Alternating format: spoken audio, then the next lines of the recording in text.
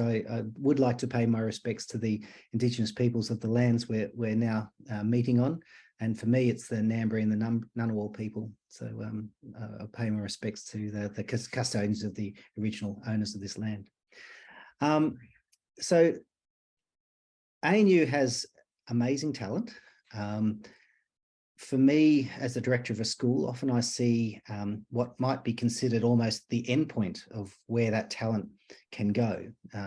Talented researchers and students becoming academics and business leaders, and all sorts of careers come out of the graduate programs that we have. And for me, one of the things I've been dying to grow is the entrepreneurial side of what physics might do. So I want to say from the onset, although this idea has had at least the initial start in physics, it's really it's broader than that.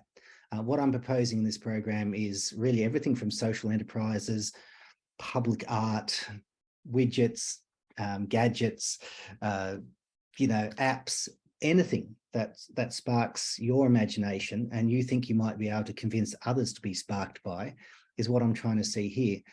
Because at the other end, at the graduate end, I often see startup companies. I see companies that are mature ideas where they have a demonstrator, they can go to investors and say, this is what we can do.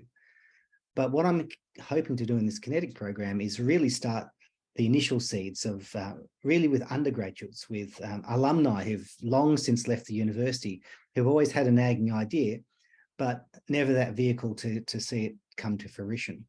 So this is a process to try and, really encourage that early talent long before it even becomes a startup company or something grander, long before it's a graduate program or anything like that. What I'm very much hoping is that we will connect talent across campus and really foster that spark of innovation. And I really would like to emphasize that this is far beyond just applications and technology. I really wanted to see social enterprises, art, all sorts of social discourse come from this. There's no such thing as a dumb idea. What's dumb about an idea is letting it go and not trying to inspire other people with it. So in many ways, this is a platform for inspiring others. We have already seen 2 sessions earlier, many ideas that have been inspiring, and I'm hoping now with this panel we'll see even more. So this is the first time we've run it. We're still finding our way. It's a pilot program in respect, but David will speak shortly about a very mature program that's run elsewhere, and Abby later on as well, overseas in New Zealand. And you'll see that the process that's about to be described to you is a robust program for working out what a viable good idea might be.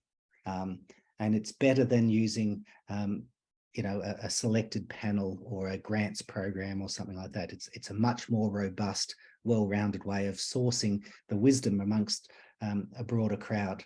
So who I'm talking to at the moment, I'm talking to the inventors, the originators, but I'm also talking to the wise crowd, the people who will also vote on and enable this program to be a really diverse and interesting space for innovation. So with that, I'm going to hand over to David, and he will give you more details. And David's on mute, but that's all right. He'll work it out. This is a program that we've developed over a period of time. And let me just give you a bit of the history and the context of it. Abby, I might share the slides now if we can, and I'll just jump to, can you do that now or will I do it?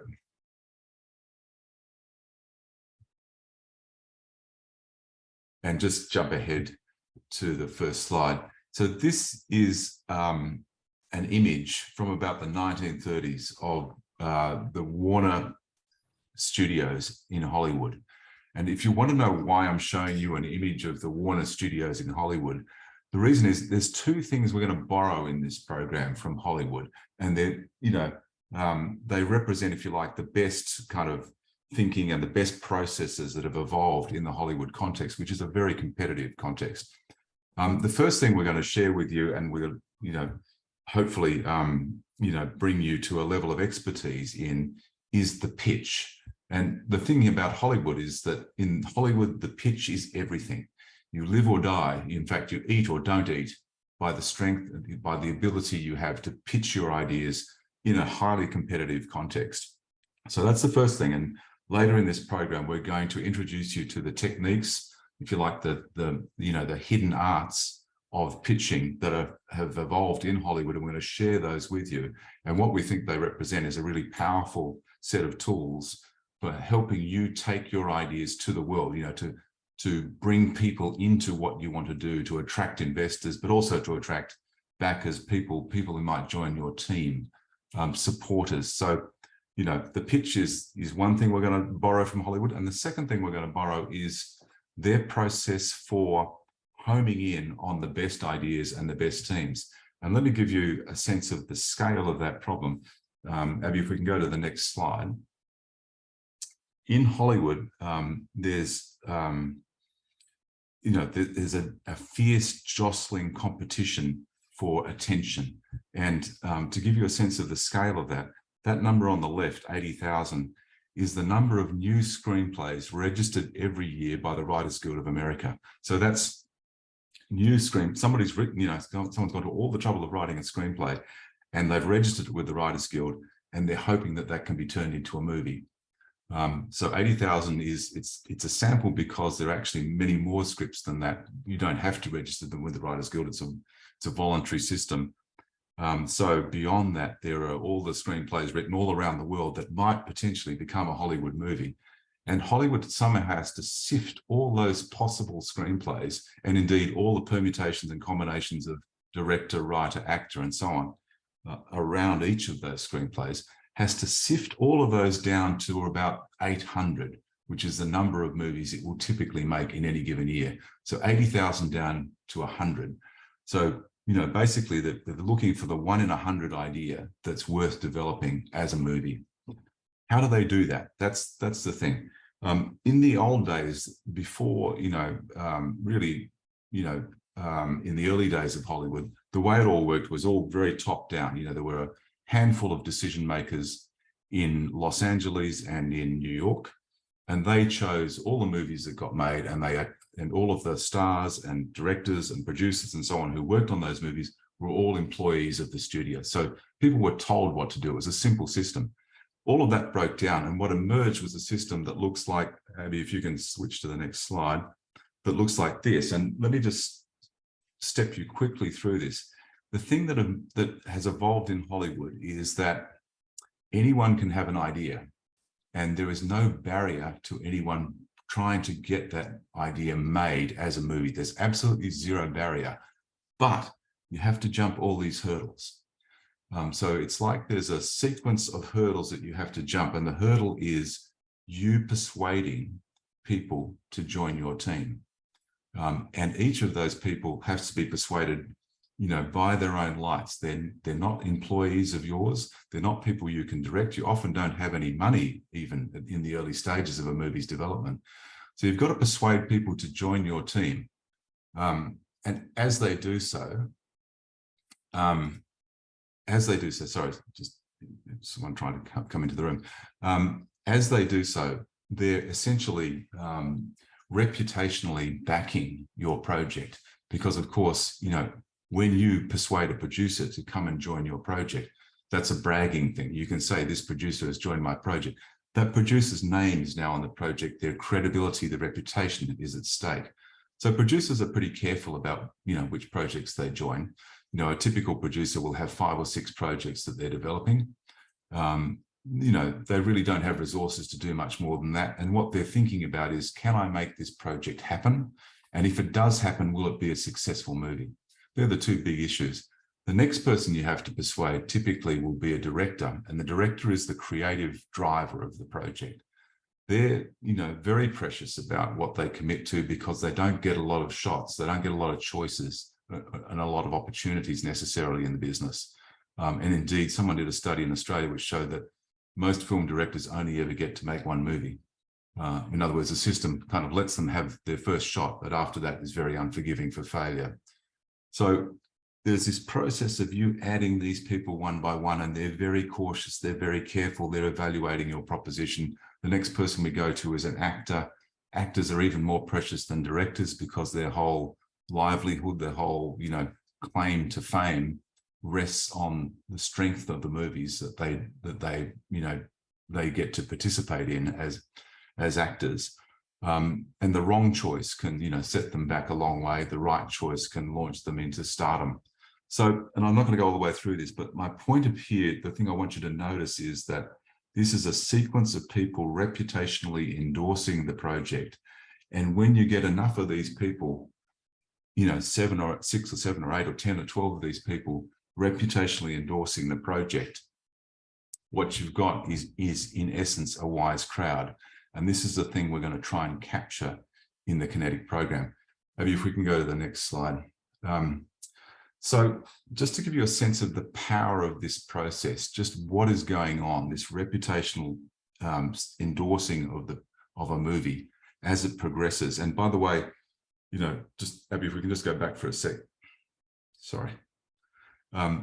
Once you've signed up your actor, sales agent, buyer, investor, agency, and so on, then you get in front of the studio, and the studio is the party with the money. And they are going to make a decision largely guided by the fact that you've managed to jump all these hurdles, you've assembled this fantastic team. That's really what's going to drive their decision. And of course, most projects never get there. They just cannot line up all these people. And so they fall by the wayside. We get the 80,000 down to usually probably at any given time, maybe 2,000 movies in active consideration. So we go 80,000 down to 2,000, and then we go down to the 800 that get made. Sorry, Abby, we'll go forward again now. This process is doing a lot of powerful things. The first thing it's doing is it's a search process, right? It's as though Hollywood had outsourced the search for new movie ideas to all of the possible producers around the world. Anyone who's got their hand up saying, I can produce a film, is potentially in the race. So it's distributing the search to everybody who's interested in being in the race. And that means that it's scouring the highways and the byways. It's finding movie ideas in the most unlikely places and bringing them to the center, bringing them to Hollywood. The second thing it's doing is it's shortlisting. It's not making a decision for the studios. It's just eliminating a lot of possible movies on the basis that they're unable to create a team around them and unable to build a following. So as I say, the 80,000 down to a couple of thousand in active consideration. The third thing it's doing is validating the project, right? So everyone who joins a project or allows their name to be carried forward alongside that project is in essence validating the project. They're putting their reputation at stake.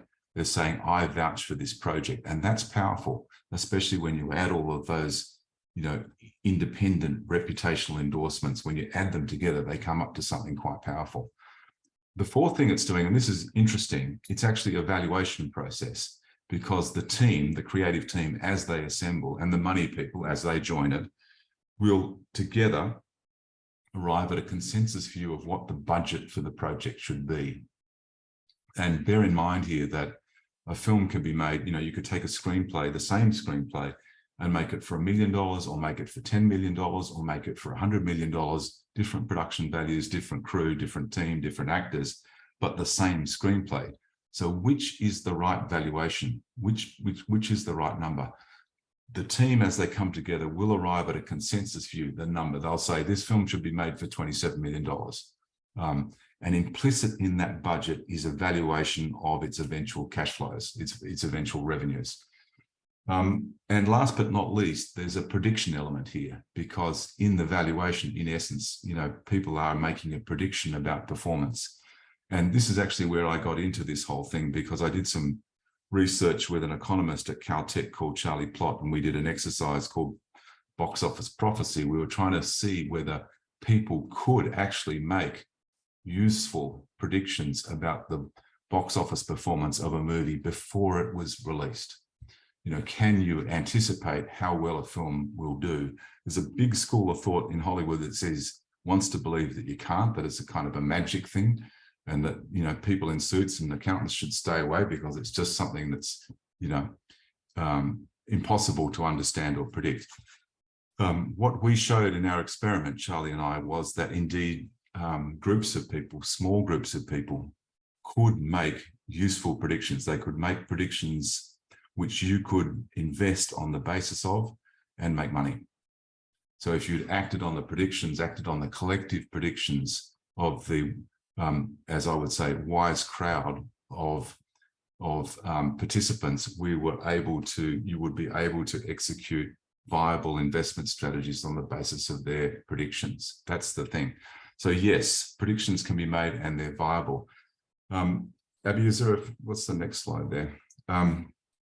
So this all probably sounds fairly abstruse, but what it's really to say is that, and this is the part we're going to replicate here in Kinetic, when you bring lots of stakeholders together and you ask them about a project, in our case, or in this earlier case, a movie, but in your case, the Kinetic proposals up on the digital wall that we'll get to in a minute. When you do that, when you bring those people together and you ask them to put some kind of stake in the ground, commit or endorse or vote for or support a project, that's powerful. It tells you a lot about the viability of that project. It actually, if it includes evaluation, gives you an inherent prediction about the performance of those projects. So the thing to note here is that, with as few as 6 or 7 or 8 people, you can get this wise crowd effect. You can get this sense of, a collective view being formed and being reliable. And that's what we're looking for in Kinetic. We're going to invite a community of your peers to come in and assess and be part of the process of evaluating which are the most promising ideas. And what we know from the Hollywood model and from other work we've done is that this bringing together of a community is a powerful way to identify talent and to identify, exciting and promising new ideas. This picture here, or this set of photographs, is a group of medical researchers at the 2 Sydney Children's Hospitals at Westmead and Randwick. We ran a pilot project with them a couple of years ago, very similar to this exercise that we're doing now with Kinetic. The same principle. We had, on the one hand, a group of researchers, and here you can see photographs of all of these researchers. There were 38 in the pilot project that we ran. And on the other side, we had the research community at those 2 hospitals, essentially voting for the ideas that they found promising. And what this did was to really clearly identify where the community believed investment should be made, which were the promising teams, which were the ideas that should be developed, how should capital, this was how capital should be allocated to these teams. So we ran a pilot that was very successful in that respect. I think eventually, Abby, was it 21 of the 38 projects to date have been funded. That's pilot, right. And the pilot has raised just under $5 million. So this was a powerful way of connecting, in this case, philanthropists with medical research, pediatric research projects. It was a way of giving the philanthropists a visibility over the field, and it was a way of them being able to make confident investments based on the green light process, that based on the, if you like, the research community's own identification of talent and promising projects. So they could lean on, if you like, the expertise of that research community to help them reach a decision about how to invest their philanthropic dollars. So what's next on the slides there, Abby? Is that my last one? Oh, no, one more. So I'm racing through this, and I hope I'm not leaving you behind. I'm trying to show that there is power and value in bringing a community into the decision process. And that's what we hope to do with Kinetic. And we want to also give the participants, the people who are putting up the ideas, the opportunity to lean into that community, to ask for its advice, to ask for its help, as well as its votes. So what's happening now is we are at stage 2. We've had the call for entries. We're now at stage 2. This is the last of these introductory workshops where we tell you about what this program is. The next thing that will happen is that we're inviting people with teams with ideas to put their projects, their ideas up on a wall, on the Kinetic wall, and Abby's going to take you through that in a minute and explain how that works. Abby, I think the deadline for ideas is 29th of March, is that right? Yeah, that's right. Yep. 29th of March, so there's another, whatever, we're in the 16th, there's another almost 2 weeks. Yep. Once all the ideas are up on the wall, we're going to invite the ANU community to come in and look at the ideas and to vote for the ideas they think are powerful, and also to respond and comment and follow and perhaps help the teams in their quests. So that round of voting will be open for several weeks. And out of that, we're going to select the most promising ideas. We'll probably, at the moment, there's 8 ideas up on the wall, and we'll probably take at least 8 teams. And what we'll do is take 8 teams or more. We haven't settled the final number yet, but we'll take the promising teams through a set of training workshops. And what we're going to do in those training workshops is share the Hollywood wisdom. We're going to show you how Hollywood goes about the pitch process. Abby's going to give you a brief preview of this in a minute. And then we'll have a second round of stakeholder voting. Once again, the ANU community helping us identify the most promising ideas. And then that process will identify the teams that will go forward to a live pitch on, I think, what date is the live pitch, Abby? It's the end of June. I can't quite remember when. Maybe it's the 23rd of June. Yeah, something like that. Yep. There's a period of time in which we'll work with you to develop your ideas, to make sure that you have them in the best possible shape, in their best version. And then there'll be a live pitch event in front of a little panel that Tim is assembling, who will make the final call on which projects will receive the $50,000 support. So that's me. I'm going to get out of your hair now and hand over to Abby, who will get very practical and tell you exactly what all of this means on the ground today for you as you think about whether to join in. Thanks, David. Nice to see you all. I'm just going to sort of share with you, I guess, more of a film example of something we did last year where we ran it in a similar way on the digital wall. So New Zealand Film Commission is like a screen agency based in New Zealand. And they're kind of the people who help films get funded, and then they help to promote them to the world. So in a similar way to what David was describing, they get film scripts, in pretty good shape from all over New Zealand, and they're the ones who have to decide which ones get allocated production funding. And we were running a course that was specifically around how to sell your film and the way it would find its audience.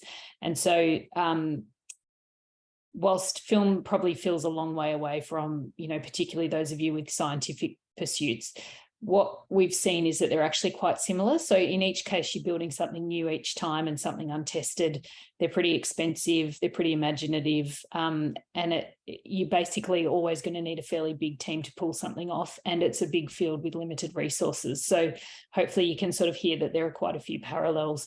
And so, like David was describing, the Film Commission needed to be able to make informed decisions about the project, the teams, the talents, what's been done before and what's coming up. So we gave them this platform that kind of helped them to get this reputational feedback and get some transparency around who was interested in which ideas. And that gives them, I guess, a proxy for success in the marketplace, if that makes sense. It says one of our beautiful students called Mickey Mangasiba. So he's a writer and director of mainly TV commercials, but he's moving into doing long form film sort of shows. And he's one of 5 boys from a Polynesian New Zealand family. And everyone in his family is either a director or a stuntman or an actor or a writer. And his brothers have appeared in shows like Wentworth and Shortland Street, sort of big soapies and stuff. And one of his brothers died a couple of years ago, and it kind of inspired Mickey to write a script, which is all about a woman called Tina, who she knows she's dying and she's lost both of her daughters in the Christchurch earthquake. So she's right, she can't win a trick, and she's kind of, right up against it, and she has to go back to work to make some money. And even though she's a bit broken and she feels pretty sad, she ends up working in a really posh private school and ends up sort of having to run the school choir. And instead of kind of brushing away these kids, she realizes that there's all these kids who are, need a bit of love and a bit of her humor and a bit of her, mothering skills. So even though she's lost her family, she kind of makes a new family with this team of choir kids who go on to win championships and stuff. So it's a really beautiful, kind of very heartfelt story that came straight out of the grief that Mickey had been feeling. But he's kind of spun it into this beautiful, positive and uplifting story. And, you know, like every good movie, it's also filled with beautiful music and lots of, you know, singing and that kind of thing. So the movie's not made yet, but Mickey had written like a 100-page script. So one of the tricks we have to do in film and TV is reduce our huge, big idea down to what we call a log line. And so that whole story becomes one sentence, which is a penniless Samoan mother retired from teaching after the death of her children is forced to take a substitute role in a wealthy private school. So what I'm showing you here, if anyone's had a look on the platform, it might look familiar. This is kind of how it ends up looking, you know, when you're kind of pitching your big idea. And then the next thing we do in film is take our big 100-page script and turn it into a synopsis, which is like a 1-page outline of the idea. So this is taking, you know, all the work he's done and all the big thinking he's done and all the creative work he's put into it, and then, you know, compressing it down to a couple of paragraphs. So on top of this kind of work he's done, like the writing work, he's also, you know, he's got a singer attached to play the lead role. He's got some other cast. He's, like David was saying, got a team of producers. He's going to direct it himself. He's got a bit of finance in place. So it's a really well-developed idea, but the trick on the platform is kind of reducing it down to a fairly tight package so that people, you know, can get a taste of your idea and really, you know, fall in love with it. So in this instance, we had, you know, the genre of the movie, who the audience is, who's going to see the film, and a bit of contact information. So we've tweaked it slightly for Kinetic, but it's kind of similar. And it had the budget range. And then we've got this thing called a wish list, which you would have seen if you've been to the site. It's basically like every project, you know, takes a long time, and you recognize that there's always a couple of missing pieces. So it's your opportunity to really, if you're missing a teammate, you know, who needs to do a certain thing, or, you know, you'd love an introduction to somebody, or you're trying to find a 3D printer that'll do X, whatever it is. It can be practical, or it can be, you know, that you want an introduction or something. So in Mickey's case, he was trying to find a hookup to work with at the Christchurch Symphony Orchestra because he wanted some beautiful orchestral music in it. And so it's basically just putting it out there and seeing if there's anyone in the community that can help. So as people come and see your site, they can kind of click on things and offer to help if they want to. So it can be a really good opportunity just to connect with other people. And then on top of that, I won't play it, but that's their pitch video, which was like a 4-minute long pitch with Mickey and the producer, Dan, talking about the film and sort of their vision for it. And then down the bottom was just a whole bunch of images that they felt helped sell their film. So what they're doing is kind of building things to build out the world that they're trying to convey and really show that to you so you can see it. And then the other thing the platform lets you have is comments, so people can comment and you can, you know, get in touch and that kind of thing. So it's a really good chance, if you've got a big idea, to kind of grow your community, you know, people might ask you questions you hadn't thought of before, you know, they can interrogate the subject matter a bit, they can give you pointers, whatever it is. So it can be a really helpful device, and often people, you know, find that a really helpful way to engage with people. So Tina ended up being one of our most popular, if not the most popular projects out of this team, and it was really loved by exhibitors and distributors and sales agents. So they're all the people in David's diagram that kind of help. Once they're on board, it really helps to package up your film. And so Mickey just pitches beautifully too. So he won a place to come and pitch the project to potential investors in Australia. And so he's using all of this momentum that he's kind of developed throughout having it on the platform to find backers and to get to the point where he can get his film into production. So that's kind of the project is now being financed, I believe. Oh, has he? Oh, right. Yeah. Is that really? Oh, that's good news. Yeah, it takes, probably like you guys in the science world, it takes a long time for things to get financed. So you're always cheering for people when you hear that. Yeah, so that's kind of the flavour of some of the things between working with the paediatricians at the Children's Hospital and then working with filmmakers. That's the kind of things we've brought to life. But on top of that, you know, we work with undergraduate students at UTS. David and I have worked with a whole lot of people on pitching projects. We've worked with composers and musicians and researchers and film and TV people. So heaps of people benefit from getting kind of some pitch and presentation training. It kind of is a really good way just to round out professional development, I think. But the central school of thought here is that basically pitching can be taught, and that when you share things and when you work on the way you pitch and the way you entice people with your ideas, and you're open to getting inputs from colleagues and collaborators, you get better at it. So that's what I really, really love about these kind of projects, because often people are super gifted in their brains, but they're not so great at sharing that information. And actually yesterday I was doing some pitch training with a guy who was, honestly, he looked like he'd prefer to run against a moving train than pitch. Like, he was hating every minute of it. And he said to me, I'm autistic, I can't do this, I hate this, and then by the end of the rehearsal, he had a fantastic idea. And by the end of the rehearsal, just through sort of calmly working through it and uncovering what it was that he was trying to say, he had relaxed shoulders, he was really confident, he was making eye contact, and he was really ready to go. And he's got a pitch tomorrow for a panel thing. But it's really great to see people get better and better at pitching. And it's definitely a skill that we love helping people with, and that, everybody gets better with. So we'll be excited to work with you on that as that part of it goes around. So I've sort of showed you, I guess, the example of somebody's work on the wall. And then just quickly, I'll show you the back end. So here's Jordan spruiking Kinetic. And this is all up on the site now. There's all the sort of standard how it works kind of features. So just to be really clear, putting a project on the wall, like you committing to that, is kind of how you're entering this process, if that makes sense. So that's your first deadline. If you want to do something, you have to put something up by the 29th of March. So it's sort of fairly standard platform registration kind of stuff. We ask you a couple of questions about what you're expert at, because we're just trying to make sure that we have, sort of some comprehensive information about how diverse people are and where they're, what they're good at and that kind of thing. So I'll look at this as if you're registering as part of a team. So that's kind of if you've got a big idea that you want to share. If you're not sure and you just want to vote, you sort of click on the I'm a community member part. But we'll pretend for this bit that you're, being a person who's got a big idea that you want to share. So it'll ask you some questions about what you're an expert at, and a couple of sort of fairly top level questions about your personality and diversity. So a big part of the whole wisdom of the crowd's kind of ethos is that the more diverse the crowd is, and the more, unusual the points of view are, the stronger the end result is. So we're kind of really big on that and trying to keep things as transparent as we can.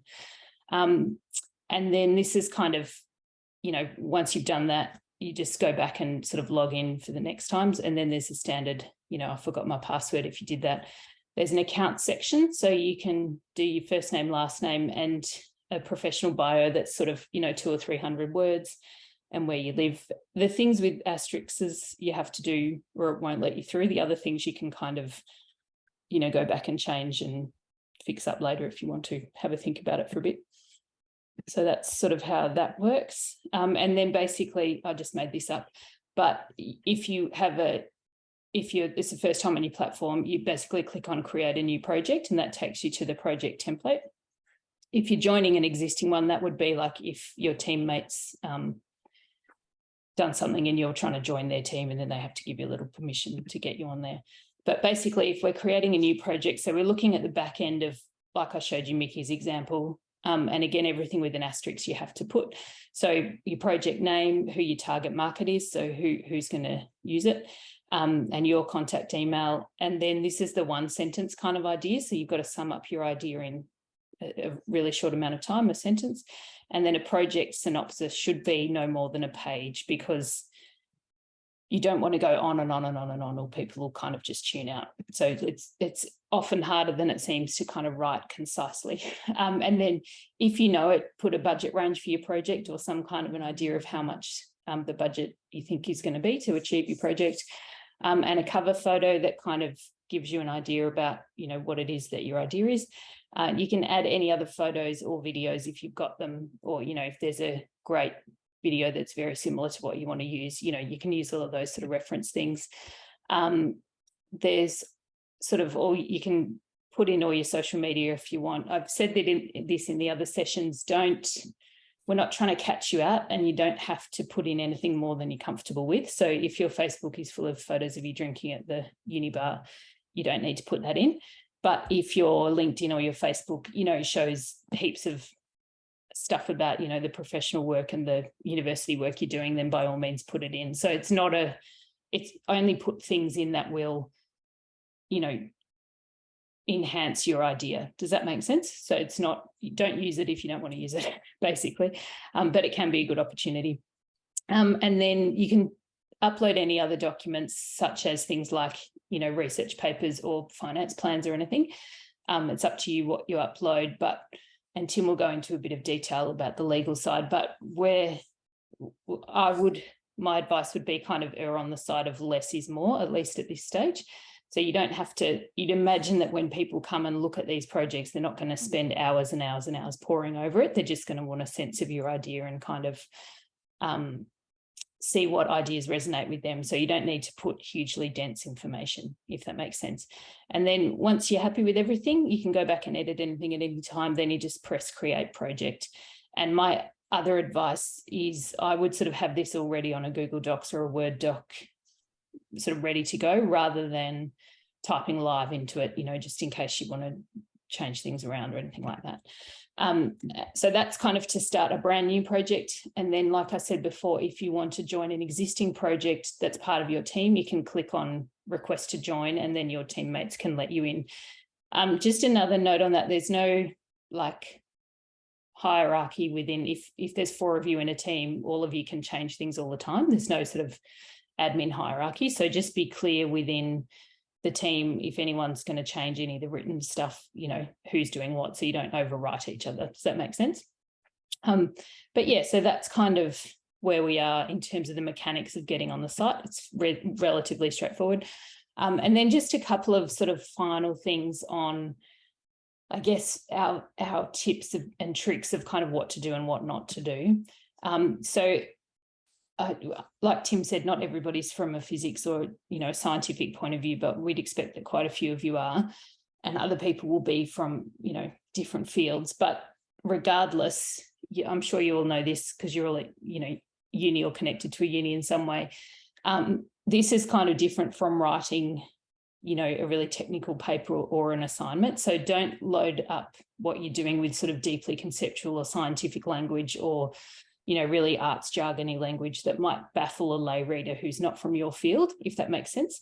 And if you're using images, make sure that your images don't conflict with what you're saying. So if you're talking about robots replacing humans, don't have photos of humans, if that makes sense. So sort of make sure that your images work with you, not against you.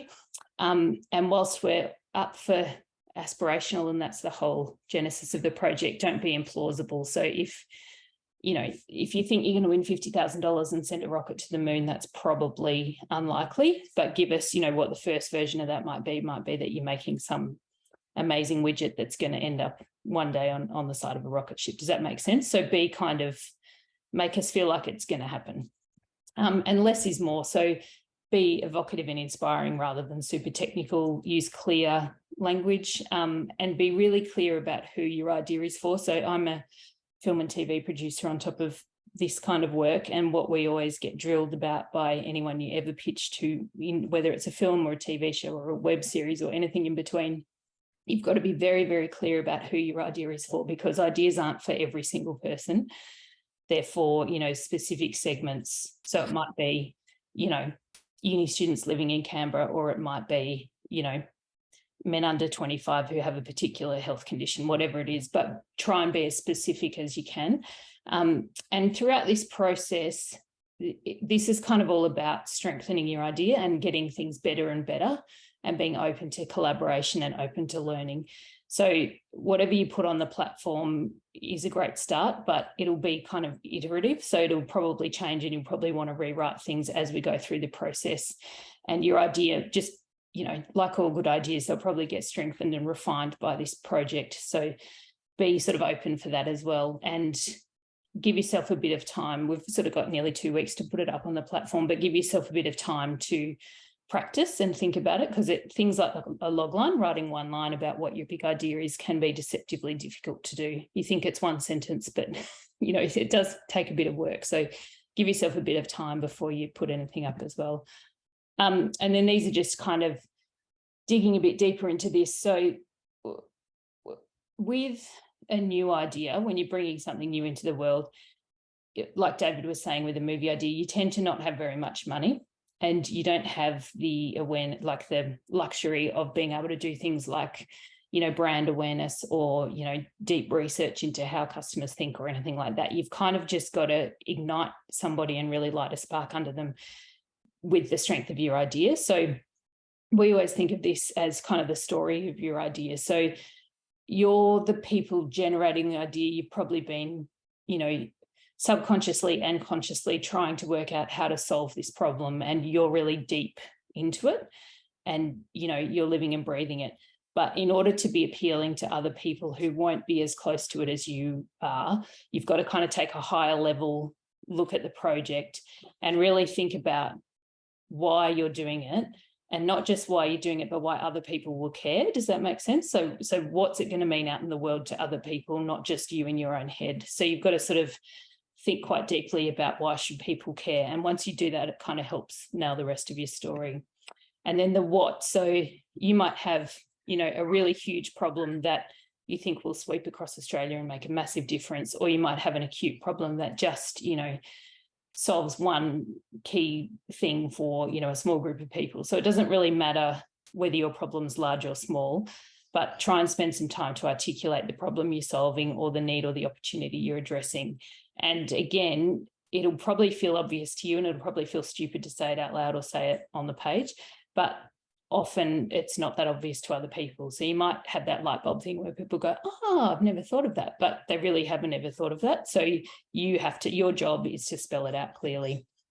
And similarly, so your solution focuses on exactly how you're going to fix the problem or meet the need or seize the opportunity. So whatever it is in that regard.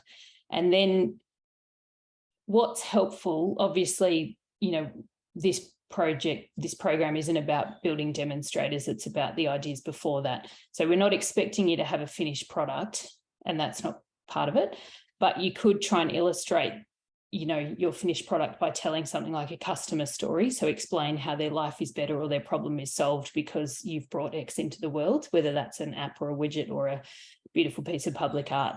So whatever it is, you can give an example of how people might engage with your product, you know, even though it hasn't been built yet. Or you could, you know, put up wireframes or whatever it is, you know, any sketches you've got, things like that. Just be as creative as you like, but ways to kind of sell your vision. And in a similar vein, kind of giving people an indication of the progress you've made. So that might be that you've secured a spot at Makerspace. It might be that you've got team members. It might be that you've got a collaborator lined up to do the little bit that you can't do yourself, whatever it is. Anything that you do to illustrate progress kind of gives people that sense of momentum that, you know, you're going somewhere with this and that it's not just an idea in your head. And differentiation is really understanding how different you are from the competition, and whether your idea exists or not, there'll be something similar somewhere that somebody has done that kind of you can build on. So it's really kind of about having a bit of market awareness. So, you know, where do customers or consumers or people currently go to get whatever it is that you're trying to do, and why are you the better alternative, if that makes sense. And then this is another big sort of TV question we have to always answer, but it's the why us and the why now. So this could be kind of the broadest context of your idea, like it hasn't been possible to put these two things together until now because, you know, of availability of materials, whatever it is.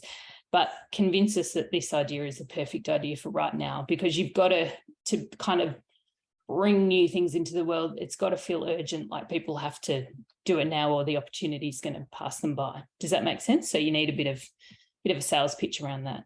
And then wherever you can, just try and be inspiring. So if you've got a hook, you know, how can you sell your excitement and try and inspire other people? So I always like to get people to make sure that their pitch ends on a high note, because sometimes you sort of start out really showy and then by the end you've just kind of run out of words. So it can be really good just to have a last kind of sentence that sums up exactly what this is going to mean, and that it's going to, you know, be a change for good kind of thing. And then just one last quote, which I really like: a story is a trick for sneaking messages into the fortified citadel of the human mind. So throughout this process, we'll kind of think of what you're doing as a story, you know, like that you're bringing this into the world and that life will be better because of X, and this is the team around you. And what you want to do on the wall is make sure that each piece of information you're putting up there, whether it's your social media, whether it's an image you've got, whether it's a budget you've got, or whether it's, you know, just the couple of paragraphs about your idea, each part is cohesive and it kind of links to a whole. So that's what we're kind of trying to get you to think about. So that's it really in terms of the presentation tonight, and then we'll just have some questions after this. So the deadline is the 29th of March. That's my email there if anybody's got any questions. And Lou is kind of looking after all our technical stuff if you've got any questions about the platform. And that's the sort of registration page that takes you to Kinetic. If anyone wants to, I don't know if a screenshot works over this, but we can try. But otherwise, I think we'll just open it up to any questions.